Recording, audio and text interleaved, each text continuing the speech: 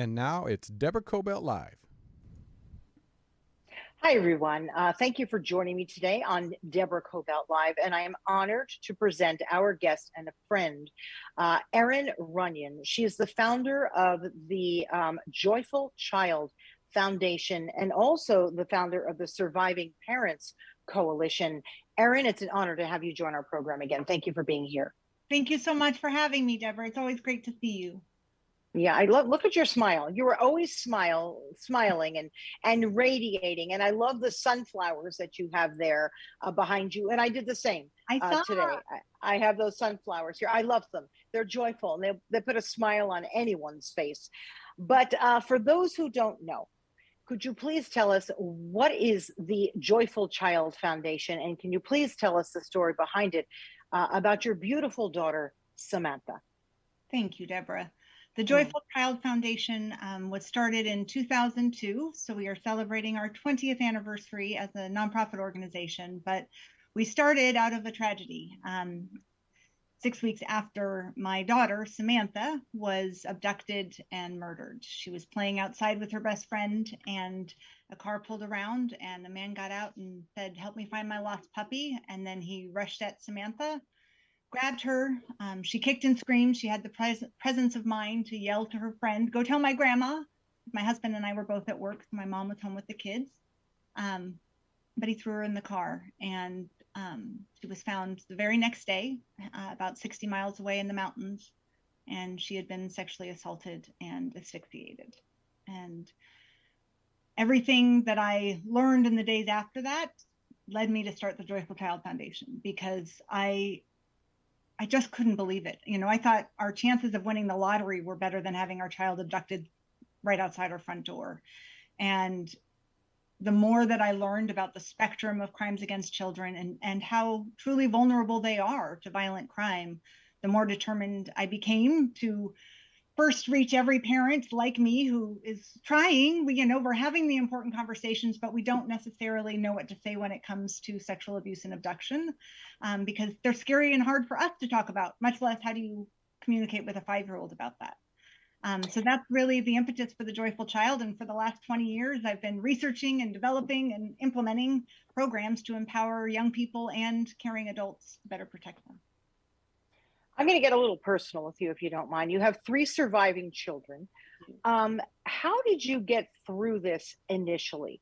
For all those parents who are sadly still going through something similar, how did you get through this? Because I imagine it's by creating the Joyful Child Foundation. But those initial days, those initial moments, when you look back and think about beautiful little Samantha, and what a little doll, how do you do it? Oh, there's her picture. Right. Oh my gosh. She's how I do it. She was brilliant. And yeah, nobody ever thinks that this kind of thing could possibly happen to them. But I thought Samantha was going to be a Supreme Court justice. Like, she was so smart. She was reading and writing before she started kindergarten. She was so thoughtful and really had a sense of justice, like, what was fair in terms of discipline and all of that. We had conversations that you can't have with your average 5-year-old. And so when she was ripped from our world, I just felt like I had to do something. And, it was 2002, the media was calling it the summer of abductions. Danielle Van Dam's murder trial was happening in San Diego. Awful. Like at the same time. And Elizabeth Smart had been taken just a month earlier. So she was missing for the next 8 months. And it just felt like I had to. I felt absolutely compelled to honor her in every possible way that I could. And I think the best way to do that is to do what sunflowers do and just keep turning to the light and share what we can to better protect and empower our kids. Yeah. But those first, there's no words. It was like being underwater. Yeah. Yeah, I mean, we all felt sick for you, because we were all there as media people, right? Standing side by side with you. And to this day, her story really resonates with so many of us because she was abducted by someone she didn't know, which I know is not usually necessarily the norm. Could you tell us some statistics first about child abductions? How many are there generally in a year? Is it ordinarily family? I mean, tell us, would you? Yeah, no, it is. Those were the first statistics I looked up. I went on the National Center for Missing and Exploited Children's website that night and saw that every year there are about 58,000 non-family related abductions. So people who aren't related to the family, but of those, less than 1% are strangers. So it's almost always somebody the family knows and trusts. Yeah, less than 1% are stranger abductions like my daughter's. And yet that's what, of course, it's every parent's worst nightmare. But in addition to those, there are almost 400,000 family-related abductions every year. And part of my goal in educating parents and teachers and even law enforcement is to kind of break through some of those myths, because it is so rarely a stranger that stranger danger doesn't really help our kids. It is It is our inner circle, and empowering kids to say when they're uncomfortable or afraid around somebody that their parents and other family trust. That's who we have to empower them to talk about. And part of our goal at the Joyful Child. Yeah. Let's talk a little bit about the Brave program that is part of the Joyful Child Foundation. What do you teach kids specifically in terms of how to fight back physically, mentally, intuition? Because that's a big deal. I remember, I can't believe I'm going to tell you this, having the creepy uncle, right? And as it turns out, later in life, a lot of us cousins were talking about, oh gosh, do you remember when Uncle Blank would do this and take us down to see this and this in his basement that he was making? And we were all like, oh gosh, you too? Now, fortunately, I was a bit of a fighter, and probably would have been too much trouble. But I think some of my cousins, we're sort of part of that. Let's just leave it like that. And instinct is a big thing, because if the creepy uncle feels creepy, let's talk about that, and then talk about defenses too. Right. Well, and I think to get at your point, it's up to us as adults, right? First and foremost, we are their gatekeeper. It is up to us to protect them. And that takes parents acknowledging that as much as we want to believe we're good judges of character, we would never intentionally leave our child with somebody who could hurt them, or even the creepy uncle, right? But every family has somebody like that, whether they're blood related or not. And that's why we have to talk to our kids, because we don't know if they're uncomfortable if they don't tell us. But empowering them to use their words, to physically remove themselves from situations where they feel uncomfortable is critical. And we do actually teach our students about using their senses. Like, our bodies are designed to keep us safe. So when you think about our sixth sense, or as I joke, it's our sixth sense, right? It makes us feel kind of sick. At intuition, instinct, and teaching kids to listen to that.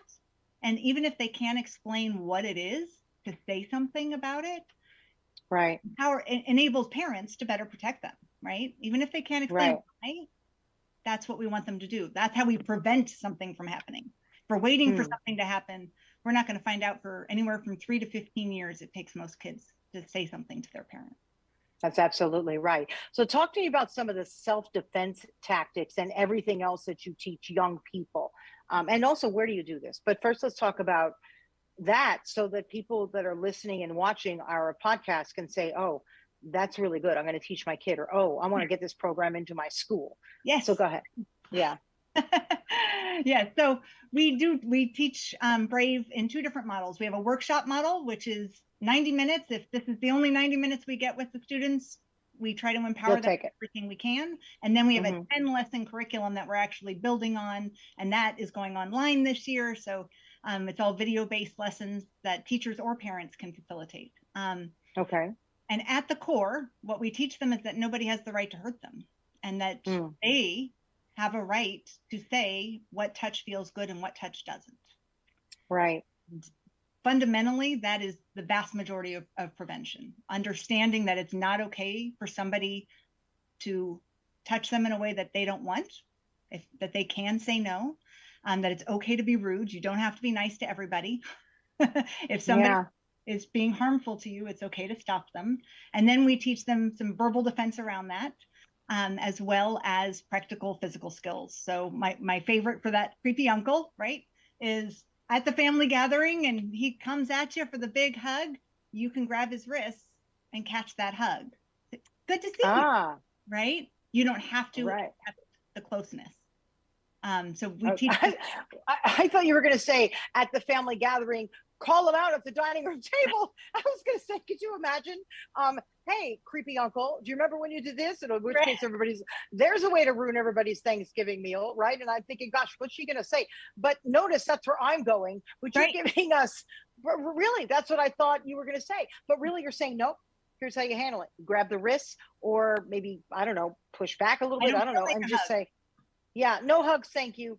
But I love that, right? You're giving us something practical for that person to do. Let's go through a few more. Yes, no, I like that you said that, because that is the dynamic of most abuse. It's really uncomfortable for the adults, right? Like children, we tell them to.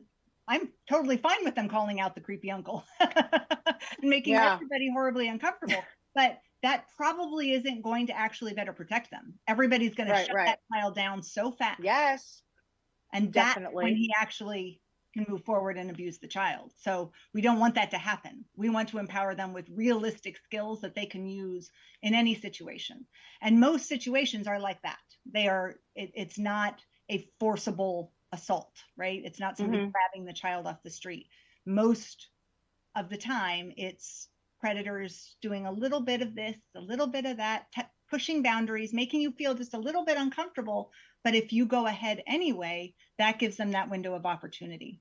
And that's why, and it's so important for parents to understand what that looks like and feels like, to pay attention when their child is doing things physically, verbally, to make somebody back away. But most importantly, to empower kids, because the most vulnerable are the ones whose parents aren't paying attention, the ones who are left with that person on a regular basis.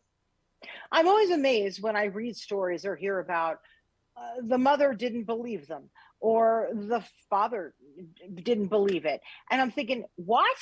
How often do you find that, tell me your thoughts on this. How often have we read about, the father who somehow was hiding the daughter or a kid in a basement, and the wife either didn't know, what is that about? No, I'm actually serious.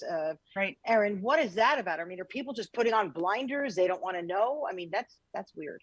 It is very weird. And it is hard to believe, but I think the vast majority of the time, I genuinely think that what we're missing is that there's a whole grooming process of the adults around a child. So, and for the spouses who are with these people, there is a level of abuse happening. There is emotional manipulation such that, they have very real trauma blinders on, and they can block a lot out. That does happen, but it's talk to me about some of the physical stuff that a kid can do. I asked you off camera, I said, Samantha was so little, she was 5 years old.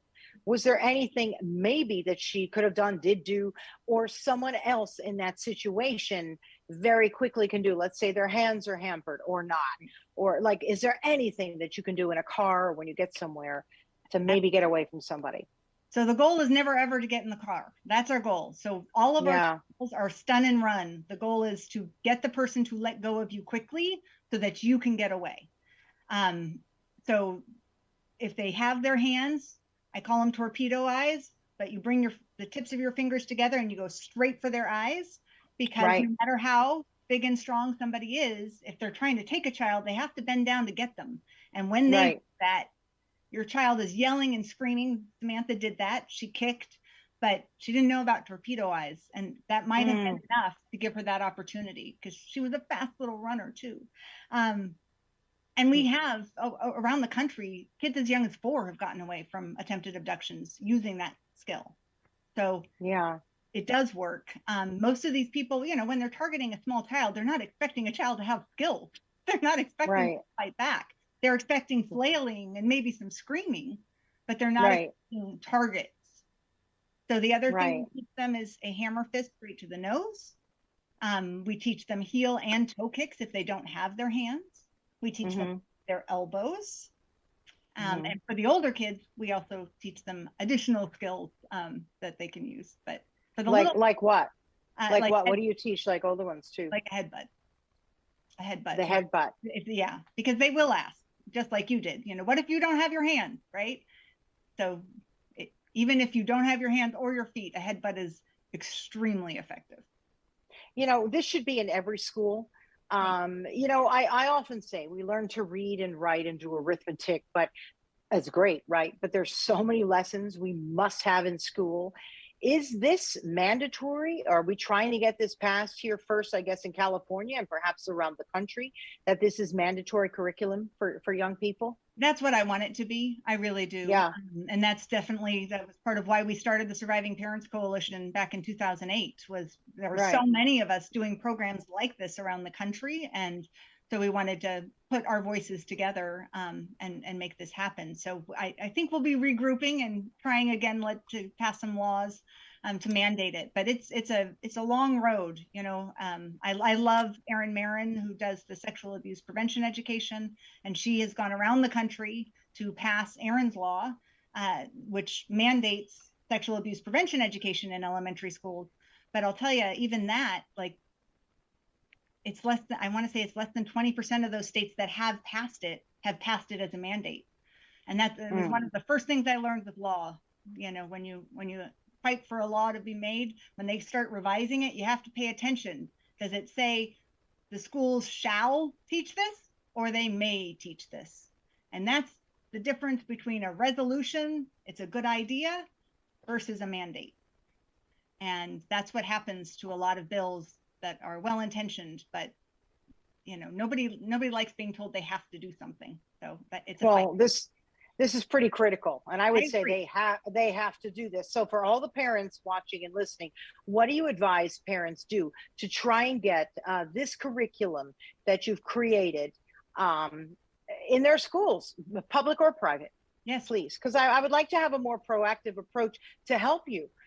Here in California and beyond. What do you need, Erin? Parents have the most power with their school boards. So emailing your school board members is the easiest, fastest thing you can do. You can email all of them simultaneously. All of their contact information is online.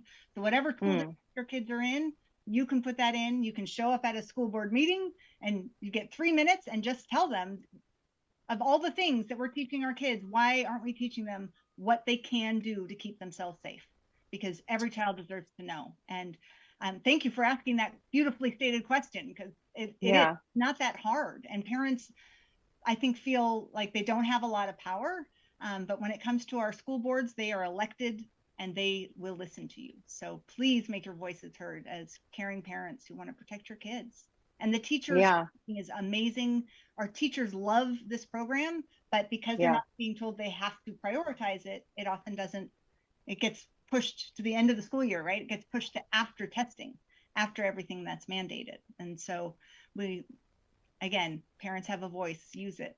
You have power. You know what? They could do it in homeroom. All right. They could do little snippets in homeroom. They could do 5 minutes at a time. Don't you think? Absolutely. Our video lessons are 15 minutes max. Most of them are about 10 minutes long. And we even do the physical skills on the videos so they can actually practice along in the classroom. They don't even have to go outside. But it's designed to be PE and health. That's where we expected it to fit in. Yeah. Currently, where do you have the program? I know that you've had some success getting it in certain schools. Where do you have it? Yeah. Where is it working?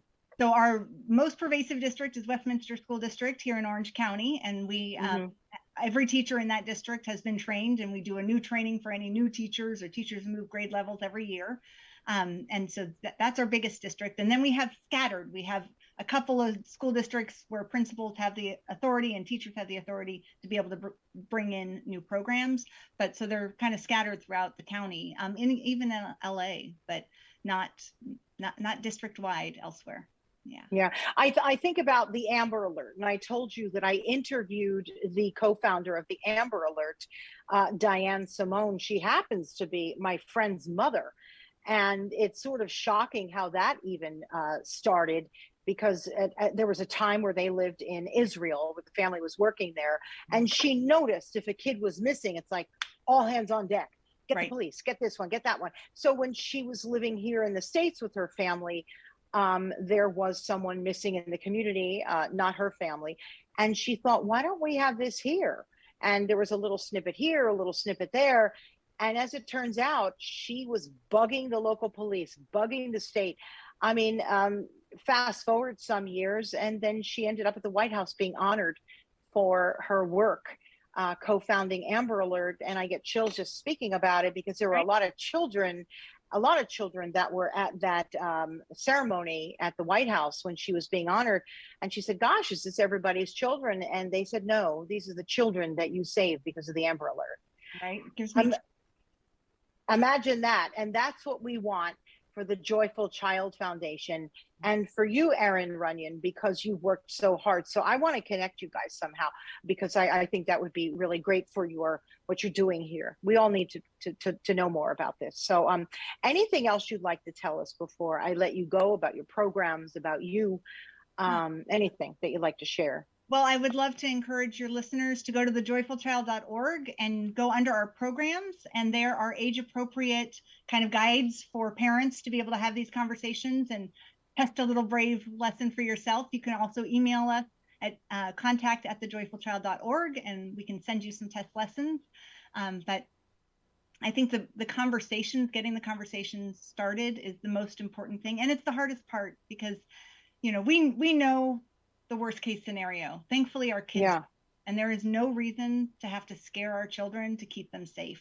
It really, they will feel better knowing that they have some stuff.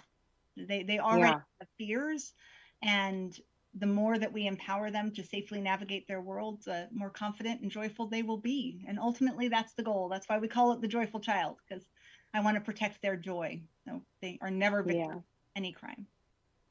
Thank you so much, Erin, for joining us. And everybody, donate too, right? I mean, please go and find information, but certainly donating helps too, because I'm sure everyone we could use it, right, to continue with the programs and the video programs that you've got going. So thank you very much, Erin, and thank your family too. It's a lot for your entire family to have gone through these past 20 years and throughout your life. Right, in the name of beautiful, beautiful Samantha, and that radiant little smile is always stays with us. So thank you very, very much. So please remember, look up the Joyful Child Foundation. If you want to get involved somehow, just reach out. Erin already said how you could do that. We'll put it on our social media too, and you could find this show on YouTube and all video platforms, but also audio platforms as an audio podcast of Deborah Kobylt Live. Just put in our name and you'll find it, and put in Deborah Kobylt Live with Erin Runnion, and it'll pop right up. So thank you again. And thank you everybody for joining us. Please keep your children safe and check out the Joyful Child Foundation. Take care, and we'll see you next time. Bye-bye. Thank you.